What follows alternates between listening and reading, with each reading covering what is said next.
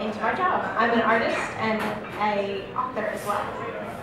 So tonight I'm going to tell you about some of my latest creations. Alright, so my desire to catalog these curiosities started when I was little, and it was evident in my choice of books, friends, and Halloween costumes. So no one had ever seen the elusive snow tigers of North Dakota, but I'd heard enough stories about them eating kids who stayed out late to know they were perfect for Halloween. And it had just snowed. So my childhood trips to places where such creatures as jackalopes live led me to believe in such curiosities well past the age of should have. In fact, I remained on jackalope patrol for our cross-country trips well into my teens in the event that we hit one. Growing up in a wooded area, I soon began to catalog the curiosities that lived in such ecosystems. I learned to look out for wise women, be nice to toads, and always nod at the deer in the event that I should one day grow antlers and need to be adopted.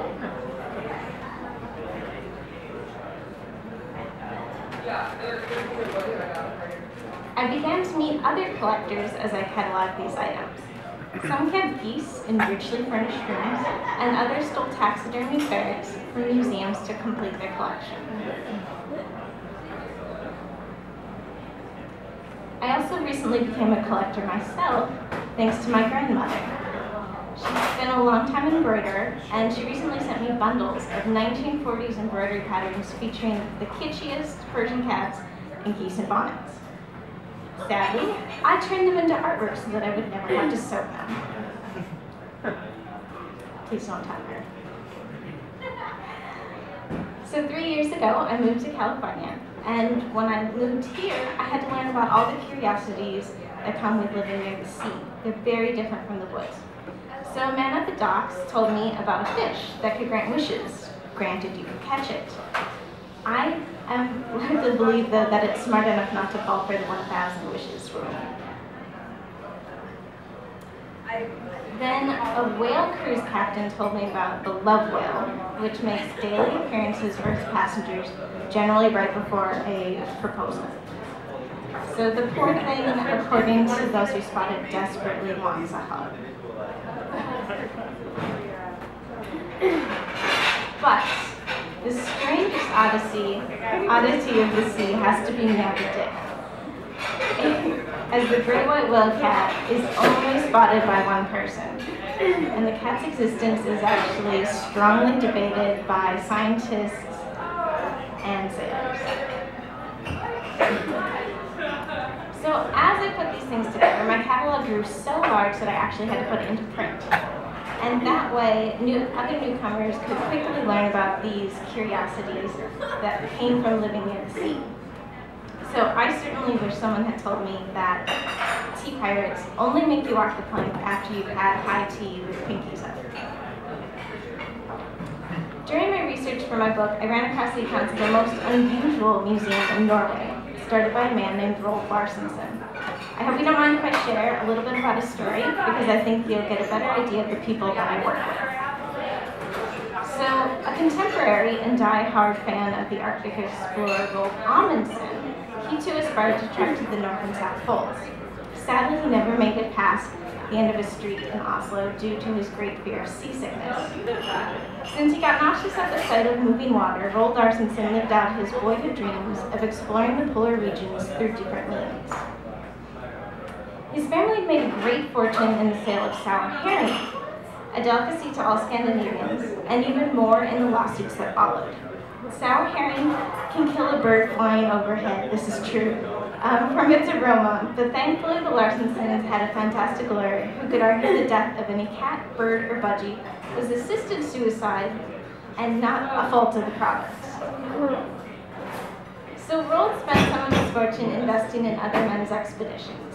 He outfitted teams with penguin repelling sprays, ice skates, and of course, rotten herring, both for defense and eating purposes.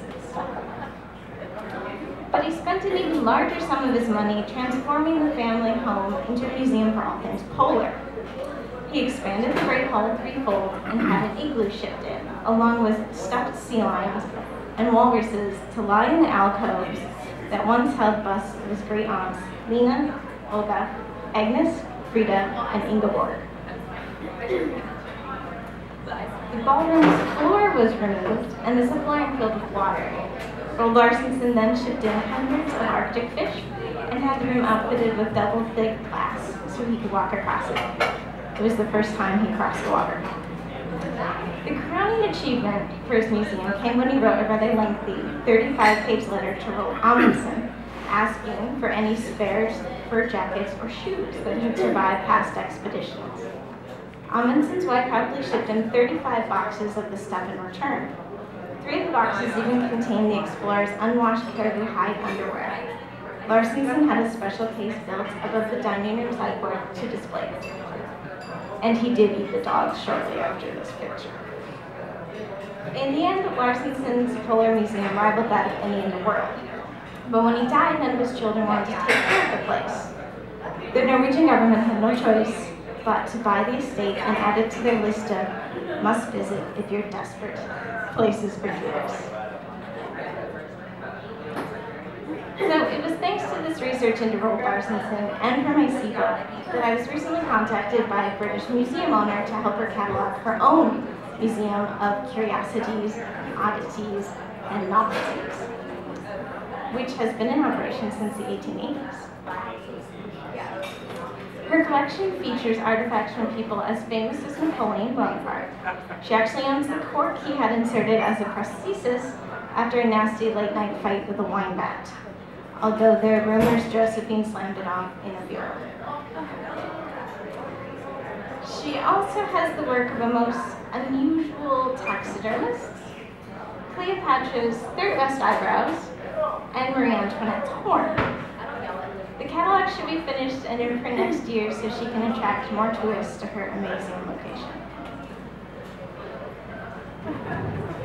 And they really do sell taxidermy deer butts. You can have it with the doorbell inserted.